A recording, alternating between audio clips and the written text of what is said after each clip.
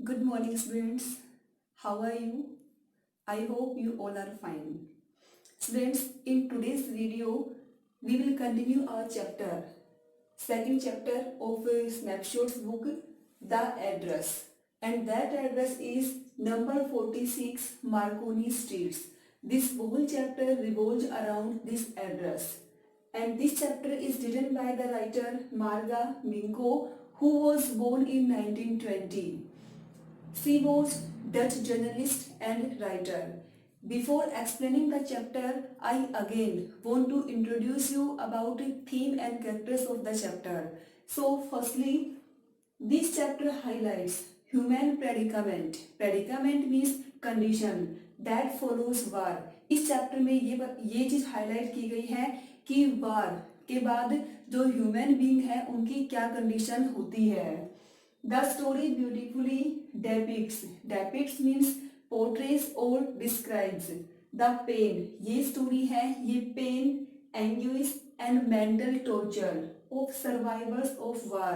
वार के बाद जो बच जाते हैं उनका पेन है, उनका दुख है, उनका टॉर्चर है, वो सब इस चैप्टर में ब्यूटीफुली हाईलाइट किया गया है.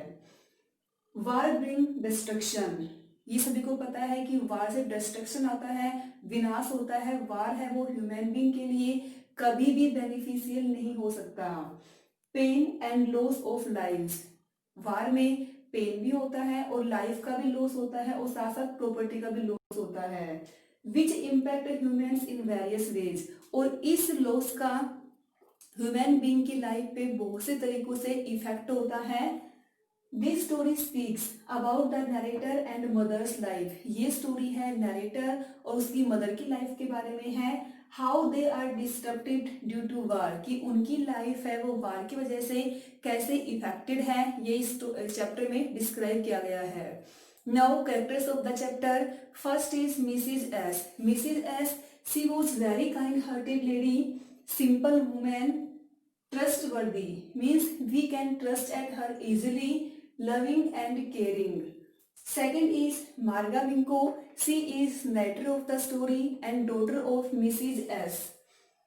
Kind-hearted like her mother, she was sentimental. Sentimental means emotional, and she was also sharp observer. And next is Mrs. Dorling. Mrs. Dorling, she was very greedy woman, means lalchi, selfish, dishonest, means बेईमान, and lack of sympathy. She had lack of human feelings. Students, major characters are three: Mrs. S, Marga Minko, Mrs. Dorling. एक character और भी है, वो है Mrs. Dorling's daughter. She was 15 years old. अब कल की वीडियो में हमने इस चैप्टर का हाफ पार्ट हम प्रीवियस वीडियो में डिस्कस कर चुके हैं, और जहाँ पे हम कल डिस्कस कर रहे थे और जहाँ पे हमने चैप्टर को छोड़ा था उस टाइम में पॉइंट चल रहा था कि मार्गा मिंको जो कि मिसेज एस की डॉटर है, और मिसेज एस ने अपना जो सारा सामान है, नाइस थिंग्स हैं, जो बिलोंगिंग्स है, वो मिसेज डोरलिंग को दिया हुआ है, ये सोच के कि वार टाइम पे इनकी जो नाइस थिंग्स है वो सेफ रहेंगी. और मिसेज डोरलिंग है वो डिसऑनेस्ट लेडी होती है. वार के ड्यूरेशन में मिसेज एस है उनकी डेथ हो जाती है, उनकी डॉटर बचती है मार्गा मिंको. और मार्गा मिंको वार खत्म होने के बाद मिसेज डोरलिंग के पास जाती है अपनी बिलोंगिंग्स को वापस लाने के लिए, क्योंकि अब वो इस वर्ल्ड में अकेली है. उन्हें अपनी मदर की याद भी आती है, नाइस थिंग्स की याद आती है, तो वो अपनी मदर की नाइस थिंग्स को लेने के लिए जाती है. तो मिसेज डोरलिंग उसे पहचानने से मना कर देती है. वो ये कहती है किसी और टाइम पे आना. मार्गा मिंको उसे रिक्वेस्ट करती है कि वो ट्रेन से आई है, काफी दूर से आई है, लेकिन मिसेज डोरलिंग है वो बिल्कुल भी सिंपैथी शो नहीं करती. वो क्लियरली मना कर देती है कि नहीं, उसके पास अभी टाइम नहीं है, फिर कभी आना. मार्गा मिंको है वो वापस स्टेशन पे जाती है, और स्टेशन पे जाते टाइम वो अपनी मदर के बारे में सोचती है कि किस टाइम पे उनकी मदर ने उनको ये एड्रेस दिया था. साथ में वो मिसेज डोरलिंग को भी याद करती है कि कैसे मिसेज डोरलिंग उनकी मदर की एक एक्वेंटेंस थी. पहले उनको नहीं जानती थी, बाद में उनके कांटेक्ट में आ गई और फिर वो रेगुलर कांटेक्ट में आ गई. और जब भी वो उनके घर पे आती थी तो हर बार वो कोई ना कोई सामान लेके जाती थी. अब वो स्टेशन पे आ गई है, ये सब सोचते हुए मार्गा मिंको अब स्टेशन पे आने के बाद उसके माइंड में फिर से मिसेस डॉर्लिंग होती है। तो अब हम डिस्कस करेंगे। In the train back I saw Mrs Dorling in front of me again. Train में बैठने के बाद नाइटर मार्गा मिंको के माइंड में फिर से मिसेस डॉर्लिंग होती है। As I had the first time I met her. अभी यहाँ पे है डिस्क्राइब फर्स्ट मीटिंग ऑफ मार्गा मिंको एंड मिसेस डॉर्लिंग। वो उस टाइम को याद करती है जब वो उसे फर्स्ट टाइम मिलती है, कुछ टाइम के लिए मिलती है। It was the morning after that day my mother had told me about her। जब उसकी मदर उसको बताती है, उससे नेक्स्ट डे की बात है ये, मॉर्निंग टाइम होता है। I had got up late and coming downstairs। मार्गा मिंको लेट उठती है और वो नीचे आती है। उस टाइम पे I saw my mother about to see someone out। तब वो देखती है कि उनकी मदर है, वो किसी को छोड़ने बाहर जा रही है। A woman with a broad bag, एक ऐसी वुमेन जिसकी बैग मीन्स पीछे के साइड है वो ब्रॉड है, काफी चौड़ा है, उसकी बैग काफी चौड़ी होती है। There is my daughter said my mother she beckoned to me. Beckoned means give a signal means इशारा करना। अब वो मिसिस डॉर्लिंग से कहती है मिसिस ऐसे कि सी इज माई डॉटर मीन्स वो दोनों को आपस में इंट्रोड्यूस करवाती है और उस टाइम पे उसको इशारे से बुलाती है, मार्गा मिंको को मिसिस एस बुलाती हैं। The woman nodded and picked up the suitcase under the coat rack. Woman है वो नोडिड मीन्स गर्दन हिलाती है और जो कोट रैक है उसके नीचे से सूटकेस निकालती है। She wore a brown coat and a shapeless hat. उसने ब्राउन कोट डाल रखा है और एक शेपलेस हैट पहन रखा है। Does she lives far away I asked, seeing the difficulty she had going out of the house with the heavy case। Case means box. अब उसके पास बहुत ही हैवी बॉक्स है जिसमें उनके घर का सामान है और उनके घर के सामान को मिसेस डॉर्लिंग लेके जा रही है। उसका सूटकेस इतना हैवी है तो उस हैवी सूटकेस को देख के मार्गा मिंको अपनी मदर से पूछती है कि क्या ये बहुत दूर रहती है। इन मार्कोनी स्ट्रीट। अब यहाँ पे क्वेश्चन है कि वो एड्रेस कब देती है, जब मार्गा मिंको पूछती है तब देती है कि in Marconi street said my mother number 46। Remember that it. इस एड्रेस को याद रखना। I had remembered it. और मार्गा मिंको को ये एड्रेस याद भी था। But I had waited a long time to go there. लेकिन मार्गा मिंको ने उसकी मदर की डेथ के बाद, वार ओवर होने के बाद वहां जाने में बहुत टाइम लगा दिया। Initially means in the beginning. After the liberation means freedom. I was absolutely not interested in all that stored stuff। Stuff means things। And naturally I was also rather afraid of it। अब यहाँ पे है कि मार्गा मिंको liberation के just बाद, freedom के just बाद अपने नाइस थिंग्स को लाने के लिए क्यों नहीं जाती।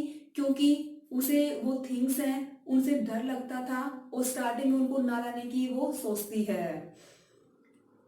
Afraid of being confronted with things that had belonged to a connection that no longer existed, which were hidden away in cupboards and boxes and waiting in vain। In vain means useless, until they were put back in their place again।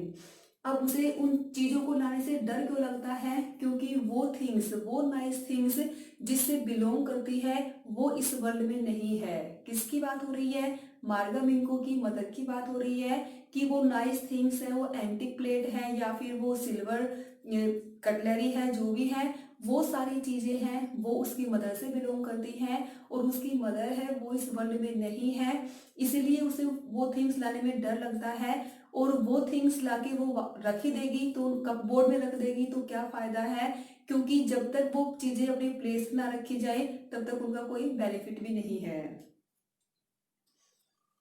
Which had endured means tolerated all those years because they were things। लेकिन ये चीजें हैं ये अब भी alive थी क्योंकि ये लाइफलेस थिंग्स है इसलिए। But gradually but slowly everything became more normal again. अब फ्रीडम के बाद सब कुछ दोबारा से नॉर्मल हो गया। Bread was getting to be lighter colour. Bread का कलर है वो दोबारा से लाइट हो गया। There was a bed you can sleep in unthreatened. Unthreatened means without any fear. A room with a view you were more used to glancing at each day. अब liberation के बाद ऐसा टाइम आ गया था जब दोबारा से पीस मेंटेन हो गई थी। अब तुम बेड पे भी आराम से सो सकते हो। अब आपको बार बार रात को उठ के बाहर देखने की जरूरत नहीं है, क्योंकि अब कोई भी वार का माहौल नहीं है इसलिए। And one day I noticed, I was curious about all the possessions. Possessions means belongings, things that must still be at that address. और एक दिन वो बहुत ही एक्साइटेड होती है कि अपनी उन थिंग्स को टच करे, उनको देखे, उनको फील करे, उनको याद करे। इसीलिए वो मार्गा मिंको के एड्रेस पे जाती है, इसीलिए वो मिसेस डोलिंग के एड्रेस पे जाती है, मार्कोनी स्ट्रीट नंबर 46। लेकिन उसकी जो फर्स्ट विजिट है मिसेस डोलिंग से वो फ्रूटफुल नहीं होती, वो बेनिफिशियल नहीं होती। क्यों नहीं होती? क्योंकि वो उसकी हेल्प करने से, उसको पहचानने से मना कर देती है इसलिए। तो यहाँ पे भी क्वेश्चन फ्रेम हो सकता है कि उसकी फर्स्ट विजिट है वो यूजलेस क्यों थी। After my first visit in Vain means useless, to Mrs. Dorling's house, I decided to try a second time. उसकी फर्स्ट विजिट है वो यूजलेस रही। अब वो सेकंड टाइम वहां जाने के लिए सोचती है। Now a girl of about 15 opened the door to me. अब वो सेकंड टाइम जब विजिट करने जाती है तो उस टाइम पे मिसेस डोरलिंग डोर ओपन नहीं करती, एक गर्ल जो कि मिसेस डोरलिंग की डॉटर है वो डोर को ओपन करती है। And age of girl was 15 years. I asked her if her mother was at home. और मार्गा मिंको उनसे पूछती कि उनकी मदर घर पे है या फिर नहीं है। No, she said, my mother doing an errand. उनकी मदर है वो किसी काम से बाहर गई है। No matter, I said, I will wait for her. अब मार्गा मिंको कहती है कि doesn't matter, कोई बात नहीं, वो उनका वेट करेगी। I followed the girl along the passage. अब वो गर्ल है वो उसको अंदर हाउस में लेके जाती है और मार्गा मिंको उनको फॉलो करती हुई जाती है। An old fashioned iron hanukkah. Hanukkah का मतलब यहाँ पे है कि a Jewish festival of light. Candle holded hung next to a mirror. वो एक हनुक्का को देखती है जो कैंडल स्टैंड है उसके पास मिरर है, उसके साइड में रखा हुआ है। We never use it. वो हनुक्का किसका है? वो मार्गा मिंको का होता है जो प्रेजेंटली मिसेस डोरलिंग के घर पे है। We never use it because it was much more cumbersome. Cumbersome means heavy than single candle stick. और वो इस हनुक्का का यूज नहीं करती थी मार्गा मिंको उसकी मदर, क्योंकि वो सिंगल कैंडल लाइट से थोड़ा सा हैवी था इसलिए। Wouldn't you sit down? asked the girl. She had opened the door of the living room. Living room means parlor or drawing room. And when inside past her, वो उससे बैठने के लिए पूछती है और अंदर पार्लर का डोर ओपन कर देती है। I stopped, horrified. अब मार्गा मिंको वहां पे जाती है और डर जाती है। I was in a room. क्यों डरती है? I was in a room I knew and didn't know. यहाँ पे ये स्टेटमेंट इंपॉर्टेंट है, ये क्वेश्चन भी है कि वो एक ऐसी जगह पे थी जिसको वो जानती भी है और नहीं भी जानती। Explain it. इसका मतलब ये है कि वो उस जगह को जानती कैसे है, क्योंकि उस रूम में जो चीजें रखी हुई हैं वो सारी किसकी है? मिस मार्गा मिंको की है। लेकिन जहाँ पे वो रखी हुई है वो रूम किसका है? वो मिसेस डोरलिंग का है। तो इसीलिए वो प्लेस ऐसा है उसके लिए जिसको वो जानती भी है और नहीं भी जानती। I found myself in the midst of things I didn't want to see again, but which oppressed me in the strange atmosphere. और ये सारी चीजें हैं, ये बहुत ही स्ट्रेंज एटमोसफियर में है, क्योंकि उनका जो घर है बिल्कुल ही मैसी था। उन्होंने चीजों को बहुत अच्छे से अरेंज नहीं कर रखा था। और बिकॉज ऑफ द टेस्टलेस वे, और जो थिंग्स हैं वो अरेंज कर रखी थी वो बिल्कुल ही मैसी वे में कर रखी थी, मीन्स अस्त व्यस्त थी। Everything was arrange because of the ugly furniture. उनका फर्नीचर है वो भी अगली था, भद्दा था। और the muggy smell that hung there, और वहां से जो स्मेल आ रही थी वो भी मगी थी, बेकार थी। I don't know but I scarcely means hardly, मुश्किल से। Dare to look around me, वो बड़ी मुश्किल से ऊपर देखती है। The girl move a chair, अब मिसिस डॉर्लिंग की डॉटर है वो एक चेयर आगे करती है। I sat down and stare at the woollen table cloth, वो उस चेयर पे बैठ जाती है मार्गा मिंको, और टेबल पे जो क्लॉथ है वो भी उन्हीं का है, वो उस वुलन टेबल क्लॉथ को देखती है। आई रब्ड इट, वो उसको रब करती है उस क्लॉथ को। My fingers grew warm from rubbing, उसकी फिंगर से वो रब करने से वार्म मीन्स गर्म हो गई। I followed the lines of the pattern, अब वो जो लाइन बनी हुई है उस क्लॉथ पे उस पैटर्न को वो फॉलो करती है, उसको देखती है।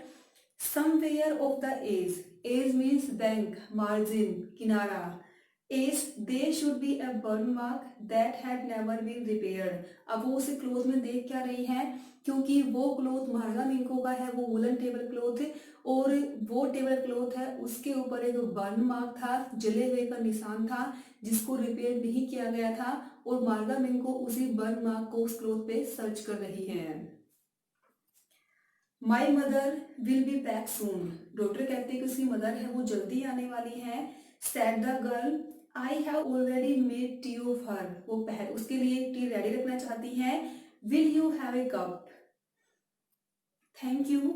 आई looked up, the girl put cups ready on the tea table, girl है वो टेबल पे कप रखती है। She had a broad bag, उस गर्ल की जो बैग है वो भी अपनी मदर की तरह ब्रॉड है, चौड़ी है, just like her mother. She poured tea from a white pot, pour means डालना, और जो गर्ल है वो white pot, pot means kettle, केतली, वो वाइट पोट में से टी डालती है। And it had was a gold border on the lid, lid means ढक्कन, और जो पोट है उसका लिड है उसके बॉर्डर पे उसके किनारे पे गोल्डन बॉर्डर है। Remember she open a box and took some spoons out, अब वो एक बॉक्स ओपन करती है उसमें से कुछ स्पून निकालती है। That's nice box, I heard my own voice, अब मार्गा मिंको को अपनी आवाज सुनती है, इट्स वेरी नाइस बॉक्स, क्योंकि बॉक्स भी किसका होता है, मार्गा मिंको का होता है। It was a strange voice as though each sound was different in this room, उसे इस रूम में हर साउंड है वो डिफरेंट लग रही थी। Oh you know about them, she had turned around and brought me my tea, अब वो गर्ल कहती है कि क्या इसको तुम जानती हो, और वो टर्न करती है उसके लिए टी लेके आती है। सी लाफ, वो हंसती है। My mother says it is antique, और वो गर्ल बताती है कि उसकी मदर ने बताया कि ये चीजें एंटीक है, बहुत ही पुरानी है। वी हैव गोट लोड्स मोर, हमारे पास और भी बहुत सारी है। सी पॉइंटेड राउंड द रूम, वो रूम में इशारा करती कि हमारे पास और भी बहुत सारी एंटिक थिंग्स हैं। सी यू योर सेल्फ, तुम खुद ही देख सकती हो।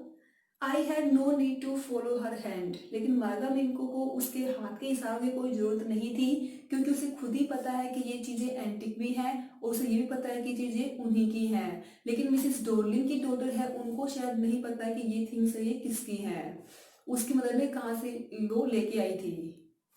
I had no need to follow her hand, I knew which things she meant, क्योंकि उसको पता है कि वो किन चीज़ों की बात कर रही है। I just looked at the still life over the table life tea table, वो टी टेबल पे भी लाइफ देखती है।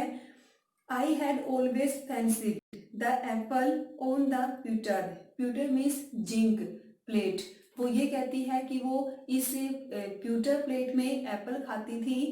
We use it for everything she said, और मिसेस डोली की डॉटर कहती है कि हम इसका यूज हर काम में करते हैं।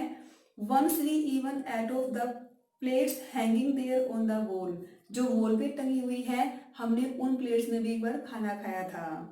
आई wanted to so much but it was not anything special. I had found the burn mark on the tablecloth. The girl looked questioningly at me. अब मार्गा मिंको जो कि वुलन टेबल क्लॉथ पे burn mark search कर रही थी, अब उसे वो बर्न मार्क मिल जाता है। Yes, I said, you get so used to touching all these lovely things in the house, you hardly look at them any more, वो ये कहती है कि हाँ तुम इन नाइस थिंग्स को कभी भी टच कर सकती हो, कभी भी देख सकती हो। You only notice when something is missing. अभी यहाँ पे मार्गा मिंको है वो देखिए मीनिंगफुल बात बताती हैं, वो ये कि कोई भी चीज़ है उसकी इम्पोर्टेंस हमें कब पता चलती है, कब ये जब या तो वो चीज़ मिस हो जाती है, हमसे दूर चली जाती है, तब हमें उसकी इम्पोर्टेंस का पता चलता है। वो यही बात कहना चाहती है कि इन नाइस थिंग्स की इम्पोर्टेंस उसे पता कब चला, जब भी उनसे दूर हो गई तब। You only notice when something is missing because it has to be repaired or because you have lent it for example। वो एग्जाम्पल देती है कि कोई चीज़ या तुमसे मिस हो जाती है या रिपेयर के लिए दी जाती है या लेंट उधार दे दी जाती है, तब उसकी इम्पोर्टेंस हमें समझ में आती है क्योंकि उस टाइम पे वो हमसे दूर हो जाती है। Again I heard the unnatural sound of my voice and I went on। और दोबारा से मार्गा मिंको के माइंड में एक अननेचुरल साउंड है वो सुनाई देती है। I remember my mother. अब वो अपनी मदर को याद करती है। Once asked me if I would help her polish the silver. वो अभी यहाँ पे बच्चों क्वेश्चन ये आने वाला है कि मार्गा मिंको को कब पता चला था कि उनके घर में जो आइटम जो थिंग्स हैं वो सिल्वर की बनी हुई है। कब? जब एक बार उसकी मदर उससे ये पूछती है कि वो सिल्वर की जो थिंग्स हैं उनको पॉलिश करवाए। It was a very long time ago. बहुत टाइम पहले की बात है। And I was probably bored that day और perhaps I had to stay at home because I was ill. उस दिन वो घर पे थी क्योंकि वो बीमार थी और वो बोर हो रही थी। As she had never asked me before, I asked her which silver she meant, and she replied surprised that it was spoons, forks and knives of course। अब मार्गा मिंको पूछती कि वो किन सिल्वर थिंग्स की बात कर रही है, तो उसकी मदर कहती है कि ये जो नाइफ है, जो नाइव्स हैं, फोक्स हैं, स्पून्स हैं, इनकी बात कर रही है। And that was the strange thing I didn't know the cutlery we ate off every day वो सिल्वर। और ये बहुत ही सरप्राइजिंग थिंग है कि उसे अब तक पता ही नहीं था कि वो कटलेरी क्या है, स्पून, फोक्स और नाइव्स, इनको यहाँ पे कटलरी बोला गया है कि जिनमें वो खाना खाते हैं वो सिल्वर के हैं। तो मार्गा मिंको को पता कब चला कि जब कटलरी है वो सिल्वर की है। तो आई थिंक आपको क्वेश्चन क्लियर हो गया होगा। The girl laughed again. लड़की फिर से हंसती है। I bet you don't know it is either. I looked intently at her. अब वो लड़की कहती है कि वो बैट मीन्स शर्त लगाना, वो शर्त लगाती है कि उसे इस बारे में नहीं पता होगा। और मार्गा मिंको उसको बहुत ही इंटेंटली देखती है। What we eat with she asked, कि हम किन चीजों से खाते हैं। वो पूछती है। Well do you know. She hesitated, she walked to the sideboard means अलमीरा and wanted to open a drawer. और वो एक ड्रॉयर ओपन करती है मार्गा मिंको की daughter. I will look its hair. I jumped up. अब Marga मिंको बैठी होती है, वो एकदम से जंप करती है। I was forgetting the time, वो टाइम भूल गई थी। I must catch the train, वो एकदम से क्यों उठती है, क्योंकि उसे वापस भी जाना है, उसकी ट्रेन का टाइम हो गया है इसलिए। She had her hand on the drawer. Don't you want to wait for my mother? और जो डॉटर है उसका हाथ है वो ड्रॉयर पे है। वो ये कहती है कि तुम मेरी मदर से नहीं मिलोगी। No, I must go। मार्गा मिंको कहती है नहीं, उसे जाना है। I walk to the door। वो डोर साइड जाती है। The girl pulled the drawer open। और मिसेस डोरलिंग की डॉटर है वो ड्रॉयर ओपन करती है। आई कैन फाइंड माई वे। वो कहती है कि मैं अपना रास्ता खुद देख लूंगी। As I walk down the passage I heard the jingling means twinkling, means जब बर्तन आपस में टकराते हैं तो वो आवाज होती है, उसको यहाँ पे जिंगलिंग बोला गया है। ऑफ स्पून्स एंड फोक्स, क्योंकि जब वो डोर ओपन करती है तो जो आवाज आती है उसको यहाँ पे जिंगलिंग बोला गया है। At the corner of the road I looked up at the name plate. वो बाहर निकलती है, वो फिर से नेम प्लेट को देखती है। Marconi Street, it said I have been at number 46। और वो देखती है कि एड्रेस भी सही है, मार्कोनी स्ट्रीट है, number 46। The address was correct but now I didn't want to remember it any more.